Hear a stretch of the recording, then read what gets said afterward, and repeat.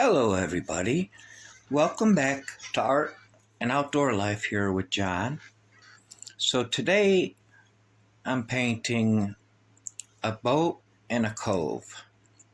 And um, first of all, this is on a canvas board that was primered with, I believe, raw umber. And I had it sitting around for a long time and I just pulled it out. So, what I'm doing is I'm covering up the sky with some vermilion, like a light red,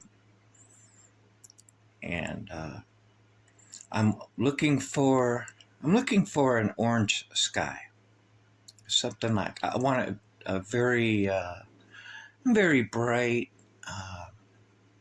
just an intense sky. I'm not looking for clouds. Okay. Some people have asked me why do I prime my boards and my canvases? And I do that because if I'm mixing on especially if I'm mixing on the paint board itself, then it's almost like I can see the true colors instead of looking directly onto a white. It's kind of like what you do with your palette, except for you do it. I do it on the boards and the stretch canvases and such. So I'm putting a little bit of lemon yellow in here just to kind of blend it, to brighten it up a little bit. I don't want it to be too dark. Okay. Now, what I did here, because of my last painting, my last oil painting I did, the overhead light was so bright that it was showing all the sparkles and stuff. So I turned the overhead light off and I just opened up the windows in my room. So here I'm throwing in some ultramarine blue for the water, and just mixing it in here. By the way, I set the camera up and everything by myself, and I have like very little arm space here to sit and actually move around. So I'm painting at an angle. Okay, so there I put in a little bit of cerulean blue on top to try to brighten up this water a little bit.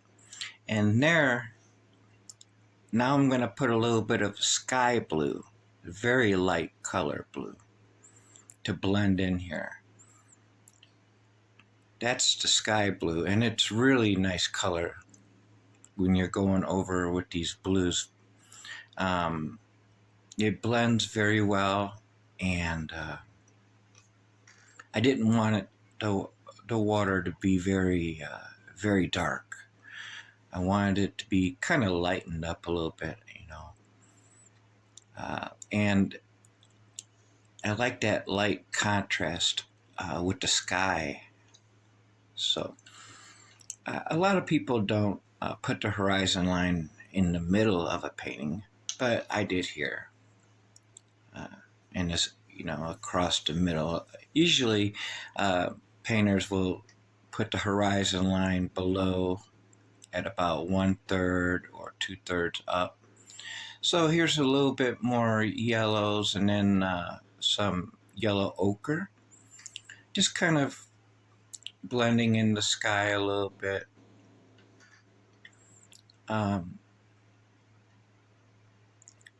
Just fooling around to paint. Now, this whole painting took me about 25 minutes, I think. Very loose, just quick. Okay, so now I'm just, and you can, when you're doing this, if you're following along, just add any color you want and make little blocks right above the water there.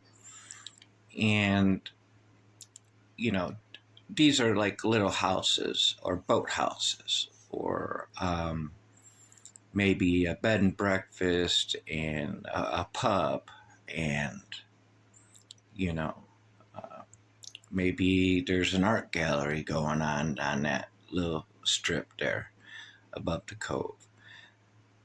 So here with some of the raw or yellow ochre, I decided while I'm painting that I would kind of make a little hill off to the right. This is from imagination. I don't have a reference photo for this. So I've added a little bit of a hill off to the right. I'm liking the sky and I'm liking the water, but yet at the same time, I didn't have all my colors out, so I had to, look through for some colors. So I found this color here. This is an emerald green, believe it or not. And I thought, wow, this is a good color to go for, one of the houses or stores. And I'm just enjoying this process, because and there's some yellow ochre there. If I was to put, a bright red in there, it probably wouldn't have came out that well. So here I am with some yellow ochre going over that little mountain on the right side, or little hill there, and then putting a little bit there too, just to kind of give it an idea that there are some storefront or businesses, homes. So some more yellow ochre for that sky, just kind of here and there. I didn't want to overdo it. I didn't want to completely cover my sky. I still want that orange in there. But I really like blending on these boards like this. And also some ultramarine blue. Now here is, I figured I'd throw up some trees, and the paint is very slippery. Okay, so it's kind of touch and go. I have these brushes all over on the side of me, and I'm thinking, what brushes should I use, and this and that. And remember, the trees are going to be in the background. So it's not really about being perfect at all. It's just about giving an idea that there's trees in the back. So just, kind of dabbing it there. And, when you stiffle the paint, it gives a really nice impression of trees. We're here with a liner brush, a rigger brush. I'm just kind of going back and forth, up and down with these, just to get some color in there with the ultramarine blue, darker blue. Just to give an impression, idea that there are trees back there. Of course, I didn't want to put all, like the tree on the left. I didn't want to make it, definitive trees all across there. That would have, to me, just ruined the whole painting. But again, with these oil paints, you can come back and redo them. You can come back and touch them up, okay? So I figured I'd throw one in here. I didn't want to go do these all across the painting at all, like I said, but just to give an idea that Yeah, okay, we got some trees there. Um, and the ultramarine blue and even black go really nice against that sky, against the bright red skies and orange skies. I actually did put in a little bit of orange yellow in that sky, just a little bit. That's the name of the color, orange yellow. So just little lines, little sticks going upward. We don't want to make it too perfect or nothing. We don't want to overdo it. We don't want to get too tall, right? So, and these, like I said, when you're doing these oil paintings, you can always come back and redo them. You can, you know. So those are the trees. Um, okay, so now here goes a little boat, and I'm gonna put it right there. Looks about right. And again, I'm very little elbow room here, and I'm off to the side. This is very difficult for me to paint. So my next painting, I'm just going to move a whole lot of stuff around so I can have elbow room and stuff. I had to squeeze in this little area because with the camera, I'm trying to get the best view I can, and it's right over my shoulder. So, that's really difficult when you're the only one doing this. So here I'm putting a little bit of vermilion on there, and it's thick and it's sitting right on top of the white. So it's not like, it's, it's up off of the board, you know. Uh, and just kind of trying to spread the paint out a little bit without creating a big mess. You gotta have a little humor when you're doing this. But that's the truth. So give it a little edge there. Okay. And let's see here. A little bit of black. See, I'm actually blending on the board, on the painting here. For some people, that's you don't do that, and for me, I'm spontaneous. I like to be spontaneous, so I do these things. Again, this took me about, in real time, only about 25 minutes. So with a little bit of black, I just kind of flinged up like a sail pole off of the boat, and a little bit more white here to brighten it back up again, because I'm still not sure how bright I want it. Do I want it dark? Do I want it red? And there's a lot of paint there that could easily be smeared, as you could see. So I thought, well, I'm looking at the whole painting, and I was thinking, I want it to be bright. I want it to be bright because I want the boat to be kind of the focal point.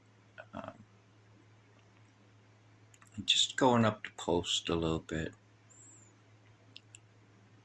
and defining the edge of the boat.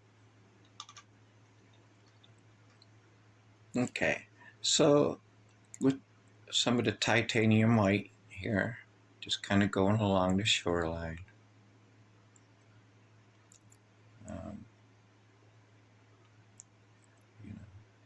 Don't want to overdo it, just kind of little bit here and there. So here, I figured I'd put a little bit of white under the boat to try to give it a reflection.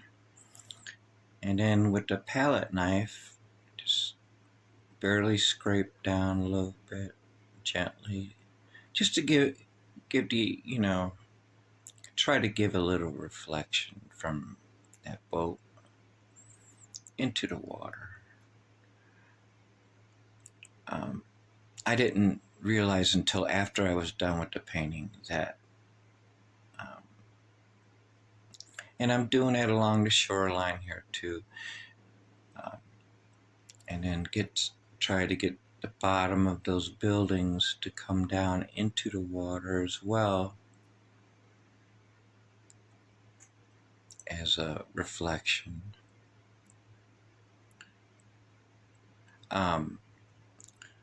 But yeah, after I finished the painting, I looked and I seen my boat reflection. There's no soft edges on there, and I could have did it with a paper towel even, just kind of swooped it across a little bit. So now I want a little bit of light, sunlight.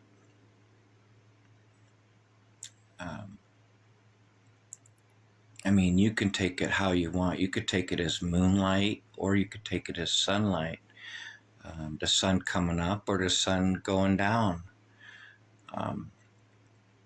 Or, right before noon when you look up at the sky sometimes and you see, that little light in the sky. It is a little bit bright, but that's fine. That's fine.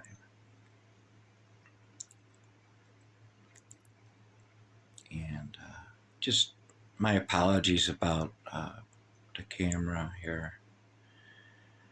I'm just kind of giving it a little bit of giving the water a little bit more definition here.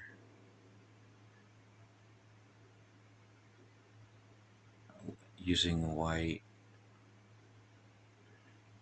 just kind of, these are the water, the water trickles.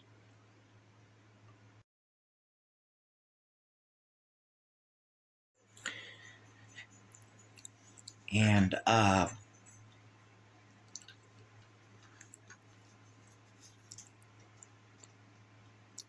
so with a little bit of black this time, I'm just darkening up the trees a little bit.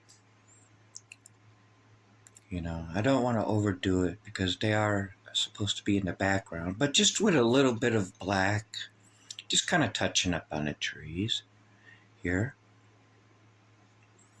And